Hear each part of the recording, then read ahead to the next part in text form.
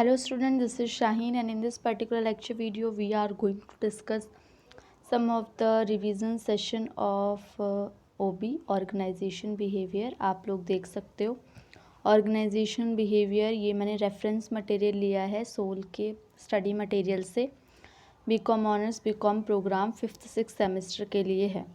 सबसे पहले अगर मैं स्टार्ट करूँ तो ऑर्गेनाइजेशन की थ्योरी से स्टार्ट करूँ, क्योंकि anyhow this is so much important to you. जो इम्पॉर्टेंट सेक्शन वाला भी मैंने एक लेक्चर वीडियो प्रोवाइड किया है आप लोगों को, उसमें भी मैंने थ्योरीज़ ऑफ ऑर्गेनाइजेशन डिस्कस की है, मोटिवेशन थ्योरीज़ वगैरह, लीडरशिप थ्योरीज़ वगैरह क्या होती है। तो अभी डिस्कस करते हैं थ्योरीज़ ऑफ ऑर्गेनाइजेशन के अंदर ऑर्गेनाइजेशन थ्योरी कहती क्या है।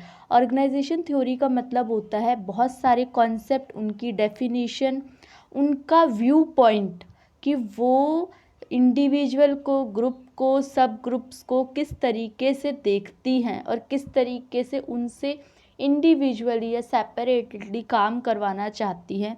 That is known as organisational theory. अच्छा, अगर मैं बात करूं तो इसमें एक तरीके की बॉडी है जो कि आपको बहुत सारी नॉलेज, लिटरेचर वगैरह प्रोवाइड करती है। Organisation theory are a set of proposition which seeks to explain, वो ये बताएगी आपको कि इंडिविजुअल, ग्रुप्स किस तरीके से बिहेव करता है डिफरेंट वो ये बताएगा कि किस तरीके से डिफरेंट एक्सपेक्ट में बिहेव करते हैं। अच्छा, ये बताओ ऑर्गेनाइजेशन थ्योरी क्यों इम्पॉर्टेंट है, हमें इसको क्यों पढ़ना चाहिए। सबसे पहले तो ये इंटर रिलेशनशिप बताता है डेवलपमेंट थ्योरी के बारे में कि ऑर्गेनाइजेशन मैनेजमेंट प्रैक्टिस का बिहेवियर क्या रहता है। सेकंड, ये बताता है कि एक अंडरस्टैंडिंग देता है कि हम किस तरीके से मैनेजमेंट को समझें। नंबर थर्ड, ये बताता है कि जो नॉलेज है वो हिस्ट्री की, वो आज के डेट में किस तरीके से काम करेगी। और क्या बताता है, many of the earlier ideas are of continuing importance to the manager and the later ideas on management tend to incorporate early ideas. उन दोनों को मिसमैच करने की, मिक्स करने की, किस तरीके से वो मैनेजमेंट में इन्फ्लुएंस करता है। Management theory are interpretive and evolve in line with changes in the organisation environment. आगे देखो, मैक्स MC ग्रीगर ने, एक ऑथर इन्होंने दिया था, इन्होंने बोला था कि every managerial act rest on assumption, generalisation, hypothesis, that is to say on theory. जो जितनी भी मैनेजरियल एक्ट है, जो अजम्पशंस मानी गई हैं या जो जनरलाइजेशन है, our assumptions are frequently implicit. Sometimes, कभी कभी जो हमारी अजम्पशंस हैं ना, वो बहुत जल्दी से हम प्रेडिक्ट कर लेते हैं किसी के बारे में। कभी कभी वो दूसरों के ओपिनियन से कॉन्फ्लिक्ट लेके आती है, हम अनकॉन्शियस फील करते हैं। तो ये ही हमारी थ्योरीज़ को जस्टिफाई कर रही है।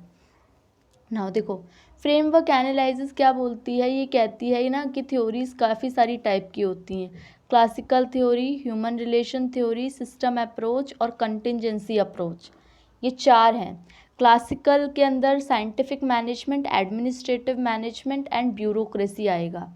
Second one is human relation, जिसके अंदर ह्यूमन की नीड्स के बारे में पढ़ेंगे, हॉथॉर्न एक्सपेरिमेंट, जो कि मैंने इंपॉर्टेंट लेक्चर वाली वीडियो में आप लोगों को अच्छे से एक्सप्लेन किया था।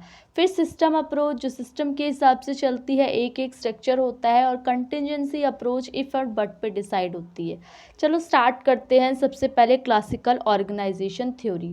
क्लासिकल ऑर्गेनाइजेशन थ्योरी, जो अगर मैं इसकी बात करूं तो ये बहुत ही पुरानी फॉर्म है, ठीक है। थ्योरीज़ की बहुत ही पुरानी फॉर्म है, 19th सेंचुरी में लमसम आई थी ये।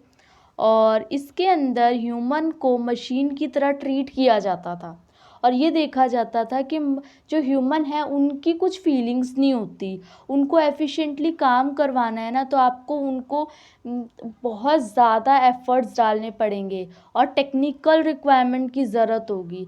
सिर्फ एफ़र्ट्स डाल के ही इंसानों से काम करवाया जा सकता है।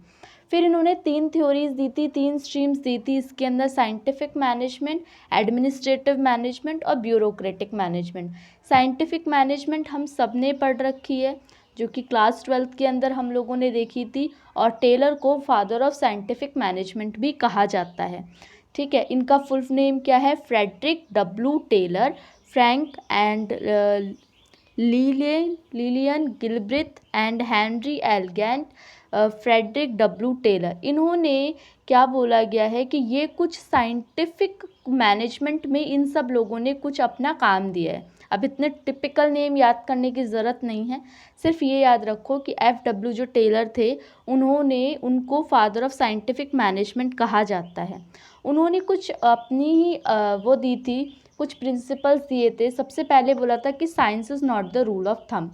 एक इलिटरेट पर्सन बिजनेस नहीं कर सकता, ठीक है, तो उसके लिए आपको प्रॉपर नॉलेज होनी चाहिए, प्रॉपर एफिशिएंट मैनेजमेंट आना चाहिए, आपको प्रॉपर, इसमें बहुत साइंटिफिक तरीके से बात की गई थी।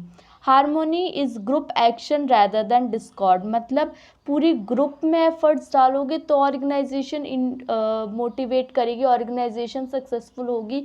अदरवाइज अगर आप इंडिविजुअली एफर्ट्स डालोगे तो ऐसा नहीं पॉसिबल है। Maximum output in place of restricted output, मतलब अगर आपको एक लिमिटेड आउटपुट मत निकालो, मैक्सिमम कोशिश करो, ज़्यादा से ज़्यादा एफर्ट्स डालोगे तो आपका जो बिजनेस है वो सक्सेसफुल होगा। Scientific selection, training, placement of the worker को एक मशीन की तरह, या एक आप बोल सकते हो एक सिस्टमैटिक वे पैटर्न की तरह ट्रीट किया जाएगा। जैसे कि उसको सिलेक्शन दिया जाएगा, उसकी ट्रेनिंग की जाएगी, उसकी प्लेसमेंट होगी वर्कर की, सारी की सारी almost equal division of work सब पे, किसी पे ज़्यादा बर्डन मत डालो, कम मत डालो, इक्वल डिवीजन ऑफ वर्क डालो, रिस्पॉन्सिबिलिटी डालो, ताकि जो मैनेजर्स है, जो वर्कर और मैनेजर के बीच में जो रिलेशन है वो एक ठीक तरीके से मेंटेन रह सके। ओके बच्चों, तो इसके अंदर हमने ये सारी चीज़ों के बारे में बात करी। जो टेलर थे, Taylor called it mental revolution भी कहते थे इनको, तीन चीज़ों को। All out efforts for increase in production, जितने भी हम एफर्ट्स डाल रहे हैं वो प्रोडक्शन को बढ़ाने के लिए। Creation of the spirit of mutual trust and confidence, आपस में लोगों को, जो आपस में आपके एम्प्लॉयज़ वगैरह है, उनको आपके ऊपर ट्रस्ट होना चाहिए। Including and developing the scientific attitude toward problems, आपको एक पूरा ज़रिया बनाना पड़ेगा एक प्रॉब्लम्स को देखने का, ठीक है। फिर ये सारे उन्होंने कोशिश की थी कि वेस्टेज कम हो और ये सब चीज़ें। उन्होंने जो मूनी एंड रेले हैं, इन्होंने भी टाइप्स ऑफ ऑर्गेनाइजेशन में वर्क किया था। उन्होंने कहा था और कोऑर्डिनेशन ज़रूरी है, स्केलर प्रिंसिपल, फंक्शनल प्रिंसिपल, ये सब ज़रूरी है। साइंटिफिक मैनेजमेंट की एडवांटेजेस, डिसएडवांटेजेस। फिर उसके बाद आएगा आपका administrative management theory. Administrative management theory, इसके अंदर इसको एडमिनिस्ट्रेटिव मैनेजमेंट थ्योरी इसलिए बोला जाता है क्योंकि इसमें एक मैनेजमेंट है, एक सेट प्रोसीजर है कि हम सबसे पहले प्लानिंग करेंगे, फिर ऑर्गेनाइजिंग, फिर डायरेक्टिंग, फिर कंट्रोलिंग, ठीक है। इसीलिए इसको हम फंक्शनल अप्रोच भी बोलते हैं, क्योंकि आप देख रहे हो ये कहीं ना कहीं फंक्शंस पे डिपेंड है। ये सारे फंक्शंस है ना आपके, कि प्लानिंग कर रहे हो आप, ऑर्गेनाइजिंग, डायरेक्टिंग, कंट्रोलिंग, अब कोऑर्डिनेशन भी इसका एक पार्ट बन गया है, ठीक है। तो फेयोल ने क्लासिफिकेशन की, उन्होंने बोला 6 कैटेगरी में क्लासिफिकेशन की। उन्होंने कहा प्रोडक्शन करो, परचेज सेल करो, फंडिंग कंट्रोलिंग कैपिटल करो, प्रोटेक्शन बैलेंस शीट मेंटेन करो, और फिर आपको मैनेजमेंट करना है planning, organising, commanding, coordinating and controlling में। अच्छा, अब ये तो बताने की ज़रूरत नहीं है ना बच्चों की प्लानिंग क्या होता है, चलो फिर भी मैं एक बार रिवाइज करा देती हूँ। प्लानिंग का मतलब होता है जब फ्यूचर के पर्सपेक्टिव से आज की चीज़ें डिसाइड होती है, वो हो गया प्लानिंग। ऑर्गेनाइजिंग का मतलब क्या होता है, सब चीज़ों को इकट्ठा करो एक जगह पे, ऑर्गेनाइज करो। अगर आप इकट्ठा, आपके पास सामान ही नहीं है, जब आप पढ़ने बैठते हो तो पेन वहाँ पड़ा है, कॉपी वहाँ पड़ी है, बुक वहाँ पड़ी है, तो ये क्या है, ये ऑर्गेनाइजिंग है ही नहीं। जब एक चीज़ एक जगह पे सब चीज़ें होंगी तो आप अच्छे से उस पर वर्क कर पाओगे। Commanding means to make the staff do their work, उनको कमांड दो, डायरेक्शन दो, उनको सेट पैटर्न में सारी चीज़ें समझाओ, ठीक है। अथॉरिटी, इवन अथॉरिटी भी जहाँ पे ज़रूरी हो जाती है। और फिर उनके स्टैंडर्ड्स को मीटअप करो। सपोज़ जैसे कि मैंने 100 यूनिट्स का टारगेट डिसाइड किया था, मैंने 150 यूनिट्स अचीव किए, तो 50 इज़ द बेनिफिशियल पॉइंट। और अगर मैंने 100 का अचीव किया था तो 80 अगर मैंने अचीव किए, तो जो 20 का डिफरेंस आया है वो मेरा कंट्रोलिंग डेविएशन हो जाएगा, उसको मिनिमाइज़ करने की ज़रूरत पड़ेगी। तो कह रहे हैं कि कंट्रोलिंग और प्लानिंग काफ़ी हद तक मिले जुले हैं। प्लानिंग से आपका कंट्रोलिंग हो गया और कंट्रोलिंग से आपका जब दोबारा फीडबैक में प्लानिंग आएगा। फ्योल ने 14 प्रिंसिपल दिए थे, जल्दी जल्दी डिस्कस कर लेते हैं। अगर आपको डिटेल में देखना है तो मैं आपका डिस्क्रिप्शन बॉक्स में मेंशन कर दूंगी आपको इसका लिंक, जो मैंने क्लास 12th को पढ़ाया है, तो आप लोग देख लेना। अच्छा, 14 प्रिंसिपल में सबसे पहले डिवीजन ऑफ वर्क आता है। वर्क को सिंपल स्पेशलाइज्ड वे में बांटो ताकि जो वर्क हो वो सिंप्लीफाइड बन जाए और हर इंसान अपने काम में स्पेशलिस्ट हो जाए। Number 2 is authority and responsibility. जिसको आप अथॉरिटी दे रहे हो ना, जिससे आप रिस्पॉन्सिबिलिटी मांग रहे हो ना, जैसे मान लो आप मुझसे बोलते हो कि ma'am you are responsible for our paper, आप रिस्पॉन्सिबल हो हमारे पेपर की, तो मुझे वो अथॉरिटी भी दो, मुझे वो पावर भी दो। अब मैं अगर आपको 20 टॉपिक्स देती हूँ तो 20 टॉपिक आपके क्लियर होने चाहिए। ऐसे नहीं कि मैम देते जा रही हैं 25 टॉपिक्स और आपसे हो 2 टॉपिक्स नहीं जा रहे। तो अगर मेरे पास रिस्पॉन्सिबिलिटी है, अगर मैं अकाउंटेबल हूँ किसी चीज़ के लिए, मुझसे आप जवाब मांग रहे हो, तो मेरे पास रिस्पॉन्सिबिलिटी और अथॉरिटी दोनों चीज़ें होनी चाहिए। डिसिप्लिन समझो। डिसिप्लिन का मतलब है जब भी आप किसी ऑर्गेनाइजेशन में काम करते हो तो आपको एक सेट पैटर्न बिहेवियर अपनाना पड़ता है। आप डिसरिस्पेक्ट नहीं कर सकते, आपको अपने टास्क को एक रेपिटेटिव मैनर में करना पड़ता है। यूनिटी ऑफ कमांड मतलब आपको जो कमांड मिल रही है वो एक सुपीरियर से एक टाइम पे मिलनी चाहिए। अब आप काफ़ी सारे यूट्यूब चैनल को फॉलो करते हो, ठीक है, उसके बाद वो कुछ बता रहे हैं, वो कुछ बता रहे हैं, फिर आपका माइंड डिस्ट्रैक्ट हो जाता है। उनके हिसाब से इम्पोर्टेंट कुछ है, उन किसी और के हिसाब से इम्पोर्टेंट कुछ है, तो यहाँ पे आप कंफ्यूज हो जाओगे। यूनिटी ऑफ डायरेक्शन मतलब जब आप डायरेक्शन दे रहे हो तो सेम डायरेक्शन होनी चाहिए, सेम ऑब्जेक्टिव होनी चाहिए और एक ही प्लान होना चाहिए। एक प्लान होगा, सेम ऑब्जेक्टिव होंगे, तो आपको जो है वो उसको फुलफ़िल कर पाना ईजी हो जाएगा एज़ कम्पेयर टू 10 प्लान्स बनाना। Subordination of individual interest to general interest. देखो, मेरा ऑब्जेक्टिव कुछ और हो सकता है, आपका कुछ और हो सकता है, तो जब हम सबके ऑब्जेक्टिव्स मिलेंगे ना एक ऑर्गेनाइजेशन में, तभी वो ऑर्गेनाइजेशन बेटर वे में वर्क कर पाएगी। रेम्यूनरेशन ऑफ पर्सनल, हर एक की इतनी सेटिस्फेक्शन अमाउंट दो, इतनी अच्छी कंपनसेशन वगैरह दो कि वो आपकी ऑर्गेनाइजेशन छोड़ के ही ना जाए उसकी परफॉर्मेंस लेवल पे। सेंट्रलाइजेशन, सेंट्रलाइजेशन मीन्स एक सेंटर अथॉरिटी बनाओ ताकि जो मैनेजर्स हैं वो वहाँ से अपना पूरा ओपिनियन ले सकें। और डिसेंट्रलाइजेशन मीन्स आप कुछ कुछ लोगों के हाथ में भी पावर्स दो, अगर आप अपने हाथ में रख रहे हो तो लोगों के हाथ में। सेंट्रलाइजेशन मीन्स अपने कंट्रोल में पूरी चीज़ें लाना, और डिसेंट्रलाइजेशन मीन्स लोगों के हाथ में भी देना। स्केलर चेन आप लोगों ने पढ़ा होगा, अगर स्केलर चेन, तो इसके अंदर इस तरीके की हायरार्की होती है। तो वो क्या कहते हैं, ये वाला इससे बात नहीं कर सकता, ये अपने मैनेजर से ही बात कर सकता है, अपने एम्प्लॉय से ही बात कर सकता है। तो इस टाइप का स्केलर चेन होता है ऑर्गेनाइजेशन में एक सेट पैटर्न। ऑर्डर क्या है, हर चीज़ एक जगह पे होनी चाहिए ताकि हमारी मटेरियल की, टाइम की, कॉस्ट की वेस्टेज ना हो। Equity means enforcing establish rules.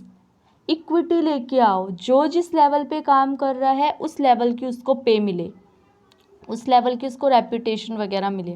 Stability means stability maintain करो, ये नहीं कि एक ऊपर जा रहा है लेवल, नीचे जा रहा है ऊपर नीचे, ऐसे नहीं होना चाहिए। एब्सेंस नहीं होना चाहिए, स्टेबिलिटी स्टेबिलिटी मेंटेन होनी चाहिए एक ऑर्गेनाइजेशन में। इनिशिएटिव, आप इनिशिएटिव लो, लोगों को मतलब ये बोलो कि इनिशिएटिव लेने का मतलब है कि ऑर्गेनाइजेशन जो है वो पुल ऑफ टैलेंट होता है, लोगों के पास भरमार है अपने अपने टैलेंट्स की, तो उन लोगों से आप अपॉर्चुनिटी दोगे ना तो वो कहीं ना कहीं आपको अच्छा रिजल्ट देंगे। और ये हो गया आपका एस्पिरिट दे कॉर्प्स, इसमें बोल रखा है यूनियन। अगर आप मिलजुल के एक ही टारगेट को अचीव करना चाहते हो तो मिलजुल के एक ही तरफ पे आपको एफर्ट्स डालनी पड़ेगी। इसकी कुछ क्रिटिसिज्म की है कि कोई सिंगल क्लासिफिकेशन नहीं दे रखी यहाँ पे, मैनेजमेंट ऑफ एडमिनिस्ट्रेशन में कमांडिंग और डायरेक्टिंग नहीं दे रखी, ठीक है। फिर इन्होंने बोला कि यूनिवर्सल एप्लीकेबल नहीं है। The functionalists have considerable their principle to be universal in nature, but many of the principle fail हो जाते हैं situation में. In this theory, theorists have not considered the external environment of business. इस theory के अंदर हम external business को तो ले ही नहीं रहे, जबकि external business का हमारे factors पे बहुत important role होता है. अगर मैं फेयोल और ट्रेलर की बात करूँ तो फेयोल का जो प्रिंसिपल है वो कहता है, एक मिनट बच्चों, यहाँ से, हाँ देखो, ये कहते हैं कि ज़्यादा आप अटेंशन दो शॉप और फैक्ट्री में. फेयोल कहते हैं मैनेजमेंट प्रोसेस ज़्यादा ज़रूरी है. ये टॉप लेवल पे काम करते हैं, ये टॉप टू बॉटम लेवल पे काम करते हैं. ये एफिशिएंसी की परफॉर्मेंस पे बात करते हैं, इनका पर्सपेक्टिव वाइडर है. फिर ये stress increasing, he gave stress on increasing productivity पे ज़्यादा फोकस करते हैं. और ये क्या कहते हैं, he show regard for the human element. ये कहते हैं कि ह्यूमन एलिमेंट नाम की भी कोई चीज़ है. ठीक है. फिर इन्होंने बोला कि इनको फादर ऑफ साइंटिफिक मैनेजमेंट बोला जाता है और इनको फादर ऑफ एडमिनिस्ट्रेटिव मैनेजमेंट भी बोला जाता है. ब्यूरोक्रेसी मैक्स वेबर ने दी थी. मैक्स वेबर कहते थे कि एक सेट स्ट्रक्चर होना चाहिए, एक फॉर्मल सिस्टम ऑफ ऑर्गेनाइजेशन होना चाहिए. अगर आप फॉर्मल नहीं दोगे ना तो जो लोग हैं वो इधर उधर भटकते रहेंगे और एक ग्रुप्स फॉर्म में कर लेंगे, ग्रुप फॉर्म कर लेंगे. ग्रुप फॉर्म कर लेंगे तो क्या होगा, आपका जो भी स्ट्रक्चर है ना, वो फॉलो नहीं हो पाएगा. उन्होंने यही बोला है कि मैक्स वेबर ने 1864 1924 फर्स्ट मैनेजमेंट थ्योरिस्ट थे जिन्होंने अथॉरिटी स्ट्रक्चर को लेके काम किया था. मैक्स वेबर ने कहा था एक आइडियल स्ट्रक्चर होना चाहिए ऑर्गेनाइजेशन का, और उनके हिसाब से 4 प्रिंसिपल की बात की थी उन्होंने. Hierarchical position, rule of system, division of labour और स्पेशलाइजेशन एंड इंटरपर्सनल रिलेशनशिप. उनके हिसाब से ना मैक्स जो ब्यूरोक्रेट थे, ब्यूरोक्रेट कौन से होते हैं, हिटलर टाइप, तो वो उनके हिसाब से अपने हिसाब से काम करते थे. रैशनल लीगल अथॉरिटी के हिसाब से अथॉरिटी मिलनी चाहिए. ट्रेडिशनल अथॉरिटी, 3 अथॉरिटी के बारे में बात कर रहे हैं ये. रैशनल लीगल अथॉरिटी क्या कहते हैं, obedience is owned to a legally establish position और rank within the hierarchy of business. कहते हैं कि एक हायरार्की होनी चाहिए, टॉप लेवल, लोअर लेवल और मिडल लेवल ऐसे होने चाहिए. ट्रेडिशनल अथॉरिटी क्लास के ऊपर होती है, जैसे कि रॉयल क्लास है. कौन सी क्लास है. Charismatic authority is related to power, किसके हाथ में कितनी पावर है. तो ये मैक्स वेबर की थ्योरी थी. ये आप एक बार चार्ट देख सकते हो, इन्होंने क्या कहा था. ब्यूरोक्रेसी शुड हैव, ब्यूरोक्रेसी में क्या क्या होना चाहिए, डिवीजन ऑफ लेबर, अथॉरिटी होनी चाहिए, फॉर्मल सिलेक्शन होने चाहिए, फॉर्मल रूल्स होने चाहिए और आपके कैरियर ऑपरेशंस होने चाहिए. कैरेक्टरिस्टिक्स ऑफ ब्यूरोक्रेसी में डिवीजन ऑफ वर्क को बांट दो इस तरीके से कि हर इंसान अपने काम में स्पेशलाइज्ड हो सके. हायरार्की पोजीशन की दो कि टॉप लेवल में है कि मिडल में है कि लोअर में है. यूनिटी ऑफ कमांड को फॉलो करो, मींस एक कमांड मिलेगी, एक टाइम पे एक गोल होना चाहिए. रूल्स एंड रेगुलेशन को फॉलो करो, रूल्स बिल्कुल स्ट्रिक्ट होने चाहिए, उसमें कुछ भी लीनियंसी नहीं अलाउ होनी चाहिए.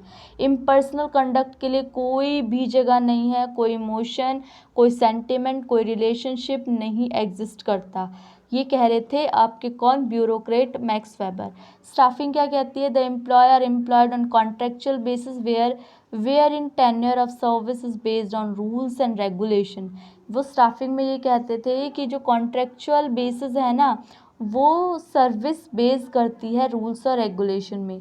टेक्निकल कॉम्पिटेंस का मतलब है सारी जितनी भी सिलेक्शन हो रही है ऑर्गेनाइजेशन में वो टेक्निकल कॉम्पिटेंट के बेसिस पे, उनकी क्वालिफिकेशन के बेसिस पे. और ऑफिशियल रिकॉर्ड रखना बहुत ज़्यादा ज़रूरी है.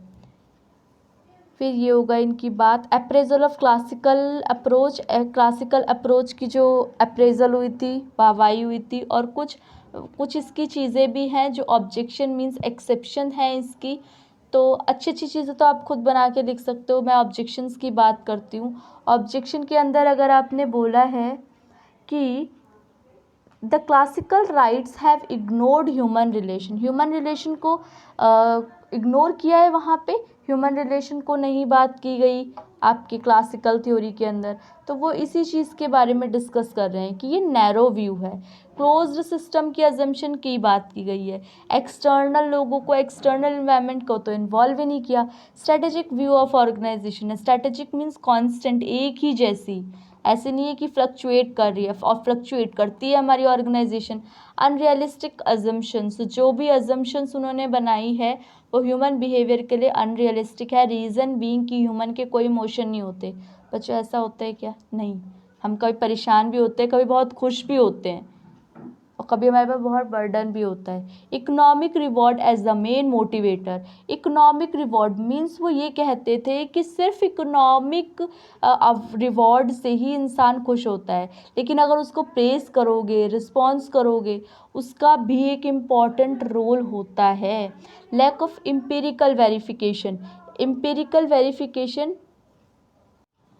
निग्लेक्ट ऑफ एम्पिरिकल रिलेशनशिप का मतलब जितने भी सारे प्रिंसिपल्स हैं stated above were based on personal judgement और एक्सपीरियंस के बेस्ड पे होते हैं। तो अगर आप बोलोगे कि ह्यूमन के इमोशन और ह्यूमन की डिसीजन मेकिंग हेल्प ही नहीं कर रही, तो फिर क्या फ़ायदा होगा।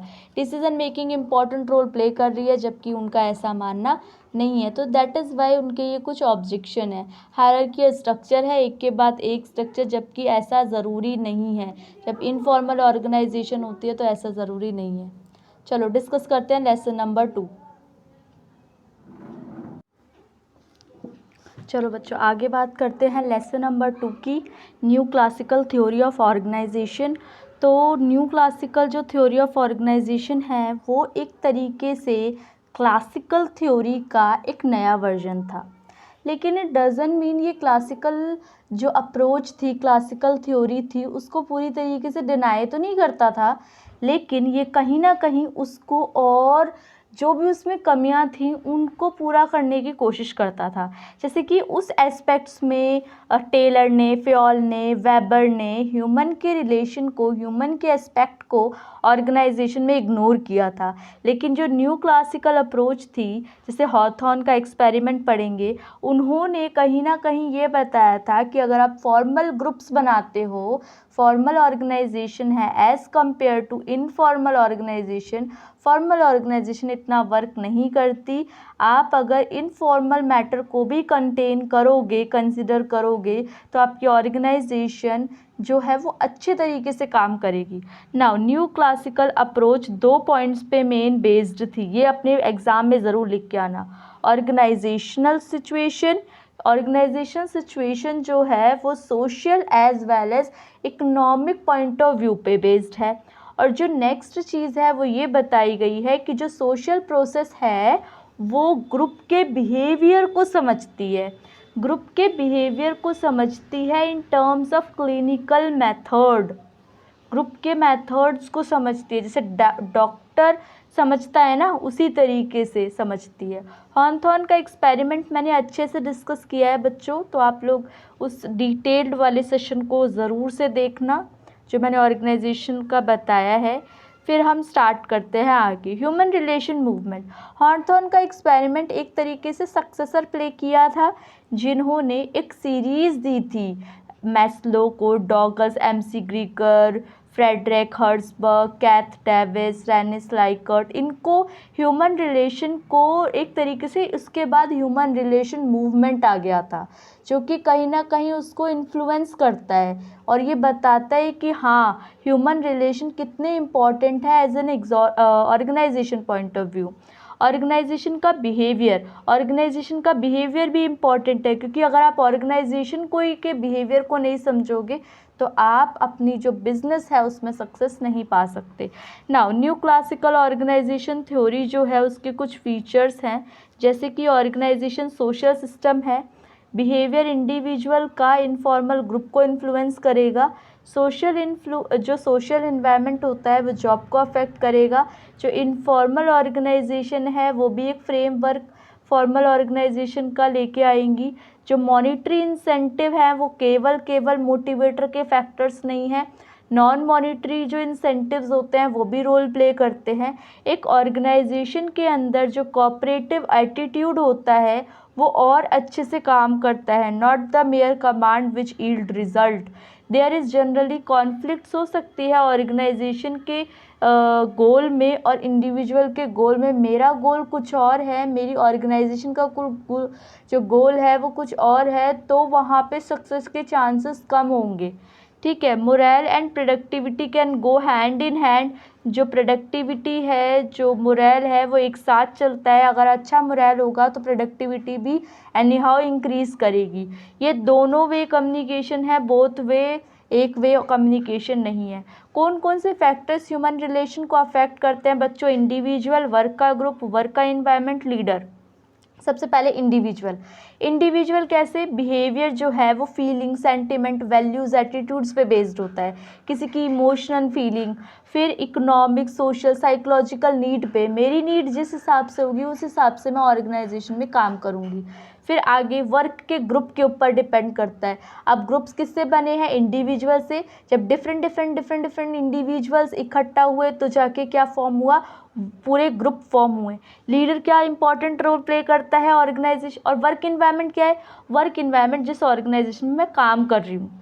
ठीक है। सिर्फ वो डिपेंड नहीं करता मेरी ऑर्गेनाइजेशन का गोल क्या है, मुझे इनकम कितनी मिल रही है। ये भी डिपेंड करता है कि जिस एटमॉस्फेयर में मैं वर्क कर रही हूँ वो मेरे लिए कंफर्टेबल हो, उसका इन्वायरमेंट फ्रेंडली हो। लीडर क्या बोल रखा है? लीडर भी एक ऑर्गेनाइजेशन में इंपॉर्टेंट रोल प्ले करता है, क्योंकि कहीं ना कहीं प्रोडक्टिविटी को वो इन्हेंस करता है थ्रू मोटिवेटर फैक्टर्स। उसके बाद ह्यूमन रिलेशन अप्रोच को हॉर्नटन स्टडी ने कंट्रीब्यूट किया था फ्लैट स्ट्रक्चर में, सोशल सिस्टम में, इनफॉर्मल ऑर्गेनाइजेशन, ये सब उसी का पार्ट है। आगे ह्यूमन रिलेशन अप्रोच के कुछ क्रिटिसिज्म भी है। कहीं ना कहीं ये एक इम्पॉर्टेंट रोल प्ले करता है, तो ये एक तरीके का आपका नुकसान वाले भी कुछ पॉइंट्स हैं, कुछ ऑब्जेक्शन है। जैसे इसकी जो एप्लीकेबिलिटी है वो क्या है? लिमिटेड है। ठीक है। इसका कोई पर्टिकुलर स्ट्रक्चर नहीं होता। जैसे कि आप अगर ये मान लो, मैं अगर आपको ऐसा बोलूँ कि जहाँ पे इनफॉर्मल ग्रुप ज़्यादा होंगे वो कंपनी इतनी एफिशिएंटली वर्क नहीं कर पाएगी। ये भी कई सर्वे में माना गया है इस चीज़ को भी। ठीक है। और ये देखा गया है कि इनफॉर्मल ग्रुप्स अगर ज़्यादा बनते हैं तो गॉसिप्स, र्यूमर्स वगैरह ज़्यादा फैलते हैं और कॉस्ट इफ़ेक्टिव नहीं होती, टाइम की वेस्टेज बहुत होती है, डिसीज़न मेकिंग डिले होती है। तो ये सब नेगेटिव पॉइंट्स हैं कहीं ना कहीं अगर आप न्यू क्लासिकल अप्रोच की बात करोगे तो। ये साइंटिफिक वैलिडिटी पे इतना बेस्ड नहीं होता, इसके अजम्पशंस अनरियल है, नेगेटिव व्यू पॉइंट्स है ऑर्गेनाइजेशन और इंडिविजुअल गोल के। ग्रुप पे ज़्यादा फोकस किया जाता है as compare to organisation. Human relation को बहुत ज़्यादा स्ट्रेच किया गया है। ऐसा बोला गया है कि ह्यूमन रिलेशन को अगर आप इस तरीके से फॉलो नहीं करोगे, अगर ह्यूमन को नहीं दोगे, उनको सेटिस्फैक्ट्री मोटिव्स नहीं दोगे तो वो काम नहीं करेंगे। ऐसा नहीं है ना? ऐसा भी नहीं है। लिमिटेड फोकस ऑन वर्क पे कम फोकस दिया जाता है, तो मैंने बता दिया क्यों। ओवर कंसर्न विद हैप्पीनेस को देखा जाता है बस। नाउ आगे अगर मैं बात करूं classical versus new classical approach की, तो एक बार इस पे भी नज़र मार लेते हैं। जैसे कि इसके अंदर अगर फोकस बोला गया है तो यहाँ पे फोकस किया जाता है इकोनॉमिक डिमांड और वर्क पे, यहाँ पे इमोशन पे, तो ये न्यू क्लासिकल हो गई। ये इम्पर्सनल है जबकि ये पर्सनल है, सोशल सिस्टम पे बेस्ड है। ये ऑटोक्रेटिक मैनेजमेंट को काम में लेती है जबकि ये डेमोक्रेटिक को लेती है। डिसिप्लिन और रैशनैलिटी, डिसिप्लिन पे ज़्यादा फोकस करती है ये, जबकि आपका फोकस करती है पर्सनल एटीट्यूड पे, पर्सनल सिक्योरिटी पे। इसका जो मैक्सिमम काम है वो रिवॉर्ड देना और रेम्यूनरेशन देना। ये इनके साथ साथ सेटिस्फैक्ट्री एलिमेंट्स भी देती है ऑर्गेनाइजेशन को। ये इकोनॉमिक बीम के लिए है जो कि मॉनिटरी है, ये सोशल बीम के लिए भी है। फॉर्मल यहाँ पे स्ट्रक्चर आता है, यहाँ पे इनफॉर्मल आता है। इसका नेचर मैकेनिस्टिक है, टेक्निकल वर्क से ज़्यादा रिलेटेड है। ये ऑर्गेनिस्टिक है। जो कंटेंट है दिया जाता है क्लासिकल थ्योरी के अंदर वो साइंटिफिक मैनेजमेंट, एडमिनिस्ट्रेटिव मैनेजमेंट और ब्यूरोक्रेटिक मैनेजमेंट, जबकि यहाँ पे हॉर्नथॉन एक्सपेरिमेंट ह्यूमन रिलेशन, मूवमेंट और ऑर्गेनाइजेशन बिहेवियर के बेसिस पे होता है। अगर मैं क्लासिकल और न्यू क्लासिकल को इन्होंने नोट के थ्रू समझाया है कि दोनों ही अपने आप में कहीं ना कहीं इंपॉर्टेंट रोल प्ले करती है। बिहेवियर एंड साइंस अप्रोच ये इतना ज़्यादा वो नहीं है। क्वांटिटेटिव और मैनेजमेंट साइंस अप्रोच की अगर मैं बात करूँ तो यहाँ पे काफ़ी सारी फुल फॉर्म्स दे रखी है, एक बार उसको गो थ्रू कर लेते हैं। कुछ टेक्निक्स है जो कि मैनेजरियल डिसीजन में हेल्प करती है, वो कौन सी है? Linear programming, critical path method, programme evaluation review technique, game theory, path goal theory discuss की थी ना हम लोगों ने, जो डिटेल लेक्चर डिस्कस किया है उसके अंदर।